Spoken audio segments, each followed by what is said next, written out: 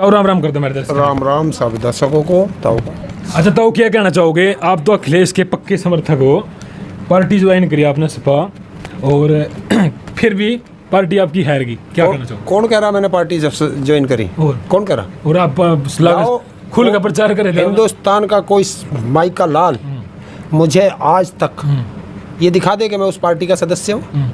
अच्छा, आप कर तो रहे थे ना, बीजेपी का विरोध कर रहे थे, अखिलेश का समर्थन कर रहे थे, और इसको क्या कहें? उत्तर प्रदेश सरकार का विरोध कर रहे थे। तो जब हम विरोध करेंगे तो किसी के साथ तो खड़ा होना पड़ेगा भाई। एक का विरोध करेंगे तो एक के साथ रहेंगे। फिर उसके साथ क्यों नहीं? मायावती के साथ चले जाते, उसके साथ चले जाते, दूसरी पार्टी के साथ चले जाते, कांग्रेस में चले जाते। हम ये देख रहे थे कि जनता किसके साथ है, तो जिसके साथ जनता होगी हम भी तो उसी के साथ रहेंगे। मैं अकेला किसी निर्दलीय के साथ खड़ा होकर क्या कर लूँगा? अच्छा, यानी कि आपने नू लगा कि जहाँ जीत में है, जहाँ फाइट सारी जनता की वही पसंद थे, क्योंकि हमने पहले ही बताया था बंगाल के बाद कि उत्तर प्रदेश में 1 by 1 चुनाव होगा। अच्छा, बंगाल में तो हारेगी थी पार्टी, यहाँ जीत गई है, क्या लगा आपने, क्या रहा है ये फार्मूला? कुछ लोग ये कह रहे हैं कि ईवीएम के हिसाब से जीत गई, ईवीएम में घोटाला करे। आप मानो इस बात ना? देखिए, ईवीएम में वैसे घोटाला नहीं कर सकते, ईवीएम बदल सकते हो। तो जिस तरीके से सड़कों पे ईवीएम मिली, जिस तरीके से कूड़े के ढेर में, कूड़े की गाड़ियों में ईवीएम मिली, कूड़े के ढेर में पोस्टल बैलेट मिले, तो ये क्या है? ये सरकार की फेलियर था, चुनाव आयोग की फेलियर था, ये दर्शाती है, और ये जनता का शक उधर लेके जाती है। अच्छा, एक बात बताइए, जहांगीरपुरी आप नज़दीक नहीं है, यहीं पड़ा है उत्तर प्रदेश में, क्या लगा है जहांगीरपुरी में जो बुलडोजर चल रहा है वो भी मस्जिद के ऊपर, काफ़ी विवाद उठा है इसके ऊपर, और ये जहांगीरपुर वाले ने कहा कि हमारा तो भाईचारा तगड़ा है, लेकिन बुलडोजर जो है मुसलमानों भी चल रहा है या फिर सब भी चल रहा है आपकी नज़रों में, या निष्पक्ष तरीके से चल रहा है? आप क्या कहना चाहोगे इसका? देखिए, बुलडोजर चलाना ये किसी भी समस्या का समाधान नहीं है। ये समस्या का समाधान नहीं है। डर तो पैदा कर सकते हैं। इससे क्या होता है? डर। इसका मतलब तुम्हारे पास कानून व्यवस्था नाम की चीज़ नहीं है। इस बुलडोजर को चला के तुम तो ये साबित कर रहे हो कि हमारे प्रदेश की जो पुलिस है वो नाकारा है। पुलिस ही तो चलवा रही है ना वहाँ खड़ी हो। पुलिस कैसे चला देगी? पुलिस नहीं चला सकती। पुलिस के कानून में कोई, पुलिस रूल्स में कोई नहीं लिखा कि वो बुलडोजर चलाएगी। अरे, जब गैर संपत्ति पे अधिकार करेंगे तो बुलडोजर तो चलेगा ही ना। कौन सी संपत्ति पे? कराना की बात कर ले आप, कराना भी समर्थन। तुम सबसे पहले तुम बार बार भागते हो, तुम एक मुद्दे को छोड़ के दूसरे पे जाते हो। तुमने जहांगीरपुरी का नाम लिया। जहांगीरपुरी दिल्ली के अंदर है, दिल्ली के अंदर एमसीडी के अंडर में आती है सारी चीज। एमसीडी में कितने सालों से बीजेपी की सरकार है, तो कौन जिम्मेदार है वहाँ? एमसीडी जिम्मेदार है तो बीजेपी। तो फिर दूसरे पर दोष क्यों रख रहे हो? कैसे वहाँ अतिक्रमण हो गया? वहाँ की पुलिस भी बीजेपी के अंडर में, वहाँ की एमसीडी भी बीजेपी के अंडर में। वहाँ कुछ नहीं है। जो दिल्ली के अंदर चुनाव हो रहा है वो चुनाव है एमसीडी के। ये सब उसमें जो है हिंदू मुस्लिम करने का एक फार्मूला उल्टा चल रहा है। आपकी नज़रों में ठीक है, गलत है? फिर भी गलत है। बिल्कुल। 5 साल से क्या कर रहे थे तुम? जब प्रदेश में कोई दंगा कराना होता है तब तुम बुलडोजर चलाओगे, नुका मैं इसे यो कर दूंगा, वो कर दूंगा। 5 साल से क्या कर रहे थे? 5 साल से तुम्हारी सरकार थी। 5 साल से वो नाई दसन का नहीं था। एक बरेली में या कहाँ एक पेट्रोल पंप भी तोड़ा था। तो वो किसकी गलती थी? वो पेट्रोल पंप बना कैसे? जब पेट्रोल पंप का लाइसेंस दिया होगा तो उसे सारी अथॉरिटी ने एनओसी दी होंगी, तभी तो पेट्रोल पंप का लाइसेंस दिया।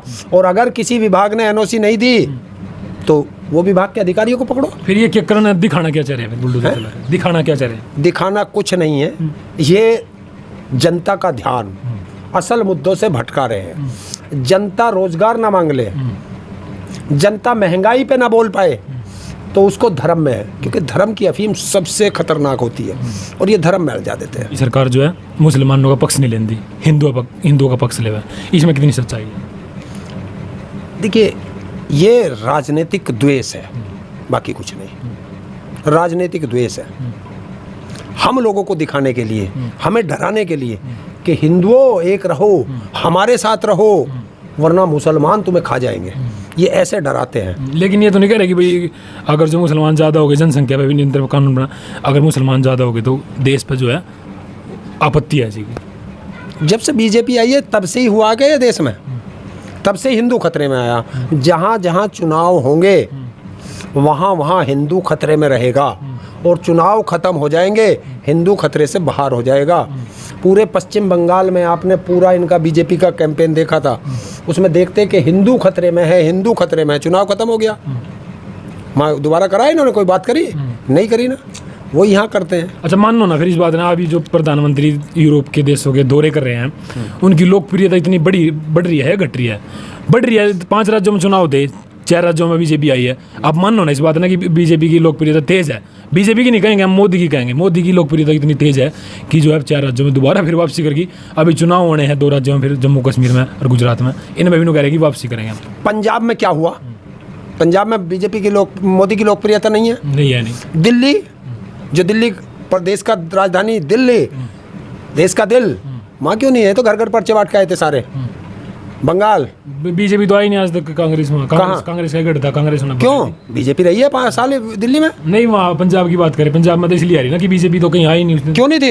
ये तो सरकार में थी, सत्ता में साझेदार थी, क्यों नहीं वहाँ हुए? राजस्थान, छत्तीसगढ़, झारखंड, कर्नाटक, केरल, तमिलनाडु, वहाँ क्यों नहीं है? पता है केरल में क्यों नहीं जाते? वहाँ शिक्षा है, पढ़े लिखे लोग ज़्यादा, बस तो शिक्षा नहीं देते। आप उत्तर प्रदेश के स्कूलों में जाओ, आपको हालत मिलेगी देखने के लिए। कभी जाना प्राइमरी स्कूलों में तो पता चलेगा।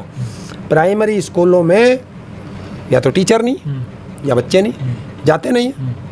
अगर जब बच्चों को वहाँ सिलेबस नहीं मिलेगा, आज आपको एक बताता हूँ 2 मिनट का, पूरा देश सुने कि सरकारें क्या चाहती है। हो सकता है मेरी बात से आप सहमत हो या असहमत हो, लेकिन मेरी जो ये बात है, ये आप शाम को जब चारपाई पे लेटो तब जरूर सोचना, तो आपको पता चलेगा सच्चाई क्या है। ये क्या कहते हैं, एक सरकारी स्कूल है, उसमें हमारे बच्चे जाएंगे गांव देहात के, पहले खेत में काम करके जाएंगे, घर पे काम करके जाएंगे, भाग दौड़ के स्कूल में जाएंगे।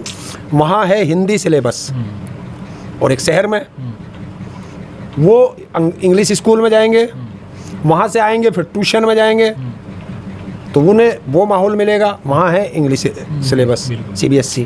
तो हमारा बच्चा तो खेत में काम करके, डंगरों का काम करके स्कूल में गया, वहाँ से वापस आया फिर खेती में लग गया, तो उसको वो कैसे इस शहरी बच्चे का कंपटीशन में कैसे मुकाबला कर लेगा? तो क्यों, यही तो एक मुद्दा है कि ये जो सरकार है, इनकी एक नीति है कि SC ST OBC का रिजर्वेशन कैसे ख़त्म किया जाए, और उस रिजर्वेशन को ख़त्म करने के लिए जो सरकारी संस्थान हैं उनको बेच रहे हैं। ना सरकारी संस्थान रहेंगे, ना आपको नौकरी देनी पड़ेगी, नौकरी नहीं देनी पड़ेगी तो रिजर्वेशन ऑटोमेटिक ख़त्म हो जाएगा, और उस रिजर्वेशन को ख़त्म करने का है ये तरीका है। और एक जगह बचा था कि चलो सेना में मिल जाएगा,